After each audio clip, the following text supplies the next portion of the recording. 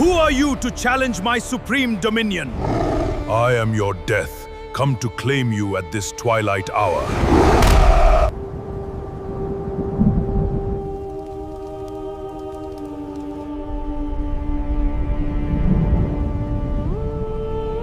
In an age shrouded in darkness, the earth itself was a canvas of chaos. Forgotten gods ruled over vast, silent realms.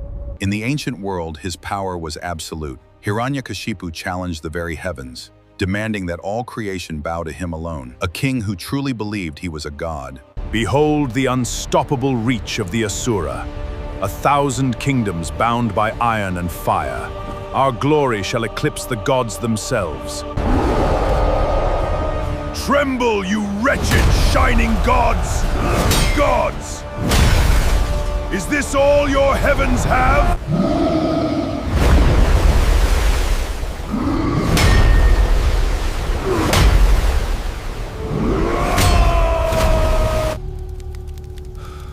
I will make the heavens bleed for this.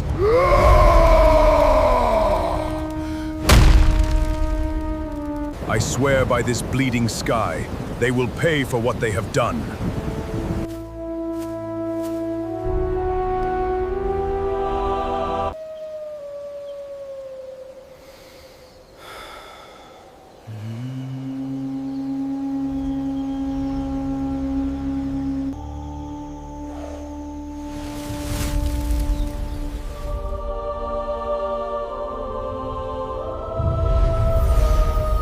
O Creator, grant me the boon that I may not die by any creature created by you.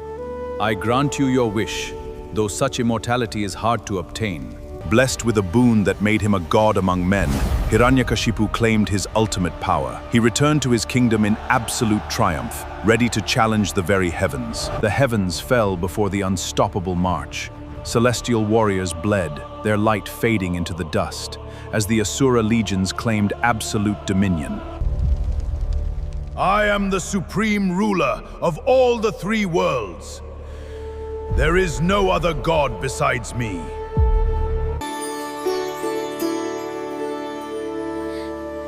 Behold, a son is born to the realm. He shall be called Prahlada.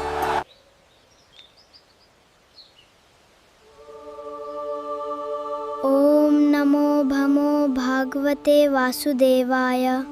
Observe the sacred law. True devotion is seeking the divine within us all, finding eternal peace. Your Majesty, your son Prahlada is preaching rebellion and devotion to Vishnu.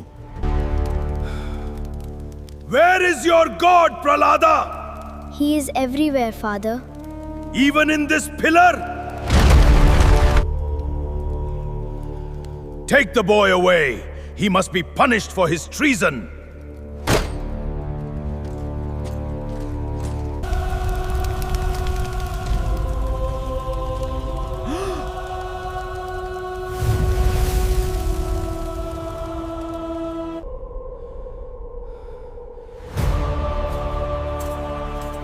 Where is your Vishnu now?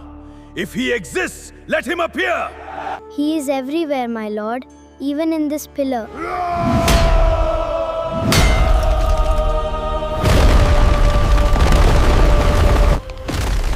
Out of the broken pillar, he appears, the divine protector, in a terrifying form.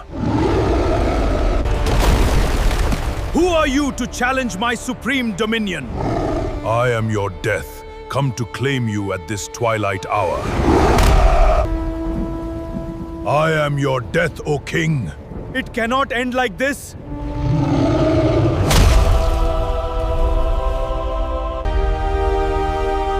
Your faith has conquered, my child. Always know that I am with you. Every year, millions of people gather in the dark to watch massive pyres burn. This is Holika Dahan, the fiery eve of the Hindu festival of Holi. The next morning, the landscape explodes with color. In specific local traditions like Durkel, the crowds hurl the gray ash from last night's bonfire straight into the sky alongside the bright pigments.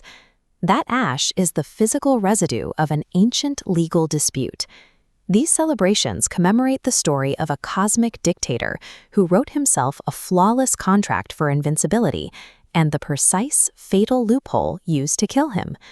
According to the Puranas, the Asura king Hiranyakashipu wanted revenge against the god Vishnu for slaying his brother.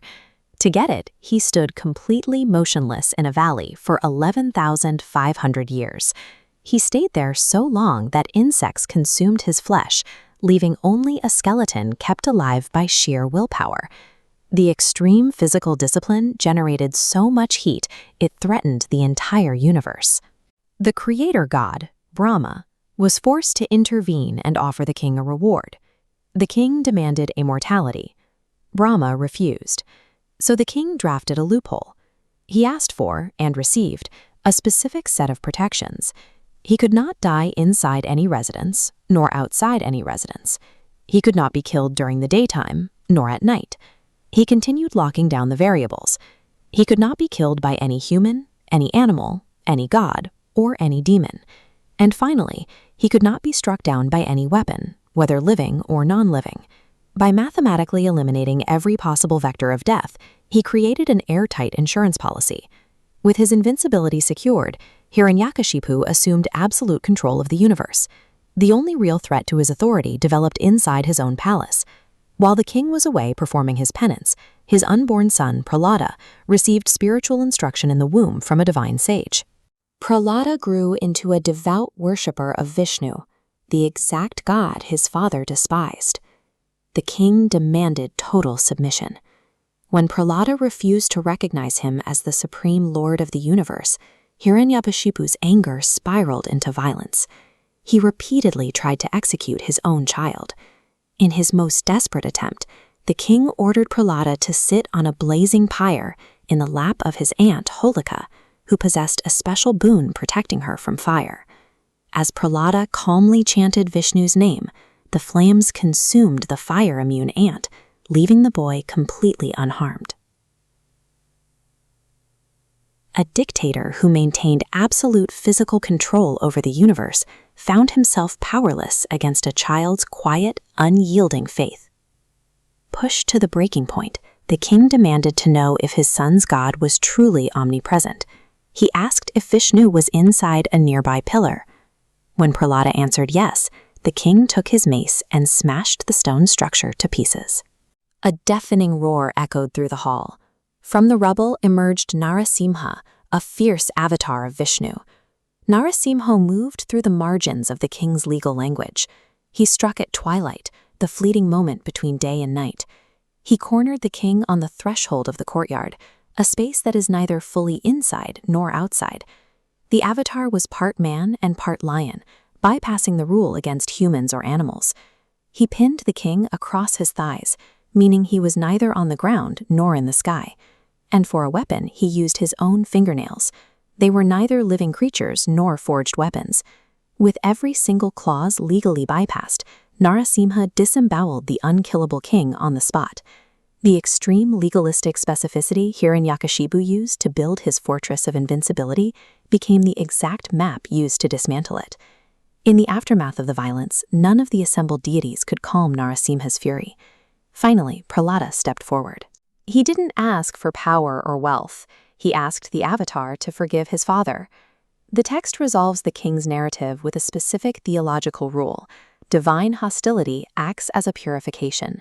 Because the king was in direct physical contact with God at the exact moment of his death, he was instantly cleansed of his earthly transgressions. Today, you can visit the Purnia district in Bihar, India, where locals point to a 14-foot stone structure known as the Manikya Stoneba. The ruins surrounding it are believed to be the remnants of Hiranyakashipu's fort. Physical relics like this tie an abstract cosmic paradox directly into the local landscape. Which brings us back to the Durkel tradition.